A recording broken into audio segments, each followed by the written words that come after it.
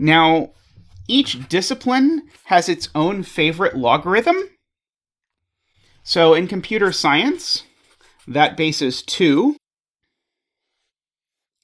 In the other sciences, so in physics, chemistry, etc., that base is the log base 10 of something. This is a pretty human thing to do. We've got 10 fingers, and so if you need to pick a base, you got to pick a number. 10 is a pretty reasonable number to choose.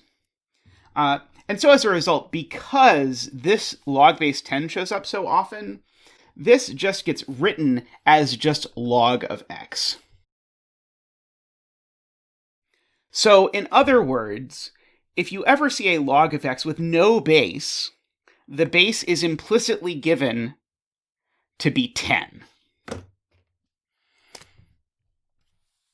So if someone were to ask you, for example, the log of 100, that's the same thing as the log base 10 of 100, which is saying what power of 10 is 100?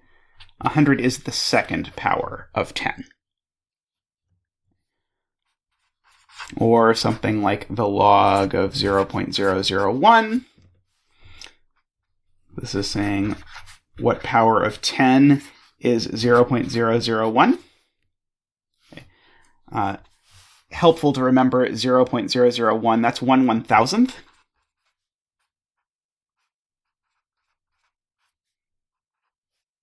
So what power of 10 is 1/1000th? Well, 1,000 is the third power of 10. So this is, in fact, the negative third power of 10. Mathematicians' preferred logarithm is the logarithm base e. Okay, remember, whenever we talk about e, it's this 2.71 blah, blah, blah number. Okay, so something about 2.7. You will be more than fine if you remember that e is 2.7 something. You don't need to know any more than that. But mathematicians prefer this, okay, where this e is some ugly transcendental number. And in fact, this shows up so often that there is a button for this on your calculator. Namely, this is the button ln of x, where this ln stands for the natural logarithm. You might complain that ln is not the same order as nl. It's because this was adopted from French, where the noun would come first before the adjective. But anyway, this is the natural log. And so anytime you see a natural log or an ln, then it's telling you the base is e. So if I asked you something like, what is the natural log of e to the fourth? This is really asking, hey, what's the log base e of e to the fourth? Okay. Which is asking the question, what power of e is e to the fourth? Now that question we should be able to answer, because e to the fourth is the fourth power of e. Okay, and so this is just 4. Likewise, if you took something like the natural log of the square root of e, this would be asking, hey, what power of e is the square root of e? And the answer to that question is the square root of e is the 1/2 power of e. Now, you are absolutely welcome to question why on earth someone would call this, of all things, the natural logarithm, when it seems like both of these are way more natural if you have to pick one. No one would think, oh, hey, the right base is this ugly number that's irrational, so we can't even write it down. Now, I can't answer why now, but what I can promise is that as this course goes on, you'll see that the natural log has a lot of nice properties that the other logs don't. Particularly, later we're going to be talking about something called a derivative, and the derivative of natural log is way nicer than the derivative of any of these other things. Okay, I have written down here 4 logarithms that you could calculate just by plugging them into a calculator. But what I want to think about is, without plugging these into a calculator, what integers are these between? So, for example, we said earlier, without calculating it, that the log base 2 of 10 was between 3 and 4. I want to do the same thing here. So I want to figure out the log of 2, what two integers is it between?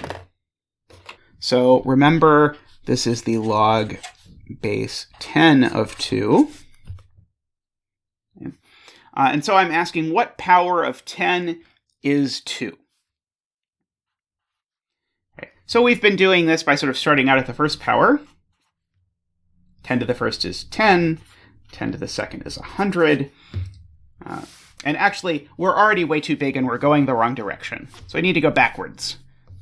So 10 to the 0th, that would just be 1, right? And so it's actually here, as we go from the 0th power to the first power, that we bypass 2. Because 1 is less than 2 and 10 is bigger than 2. Okay.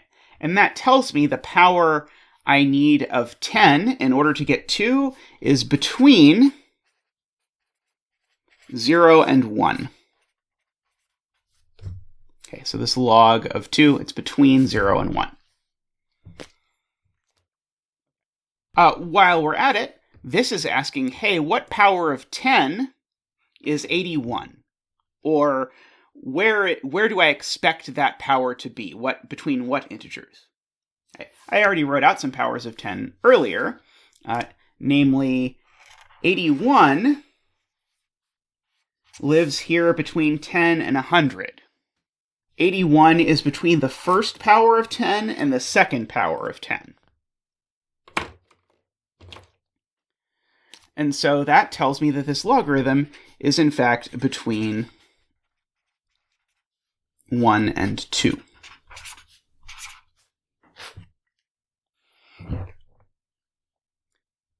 Okay, these next two both concern the natural logarithm, which remember is the logarithm base e. Now, unfortunately, because e is this 2.7 number, it's not super easy to write down the powers like it is for 10. In fact, the only power we can really write down in any really nice way is that e to the 0th is 1. But actually, if you remember that e to the 0th is 1, and that e itself is about 2.7, well, that's all you actually need for this question. Namely, as I went from the 0th power to the first power of e, I went from 1 to 2.7, passing 2, so this is in fact between 0 and 1. What about the natural log of a third?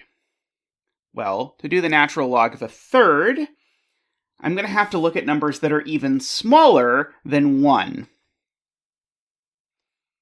Because a third is actually smaller than 1. So I'm going to have to actually look at negative powers of e. So e to the minus 1, that's 1 over e. That's 1 over 2.7. It's going to take a second of looking at it, but this number is bigger than a third, because smaller denominator means the thing is bigger. Okay. So we still haven't gotten to a third.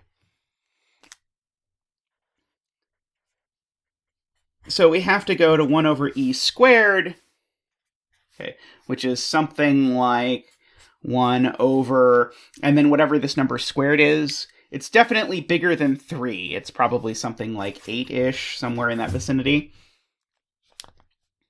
In particular, this is the part that matters. I here went from a number that was bigger than 1/3 to a number that's less than 1/3. And so that means that as I went from the minus first power of e to the minus second power of e, I passed by 1/3. And so what that tells me is that the natural log of 1/3 is in fact between -2 and -1. All right. I'll wrap this video up for now. On the homework, you'll have lots of opportunities to calculate these logarithms and find what numbers they're between, just so that you can practice all of the skills from this video. But I'll wrap up here for now, and in the next video, we'll talk about using logarithms and exponentials to solve equations that involve logarithms and exponentials. But that's all for now. I'll see you next time.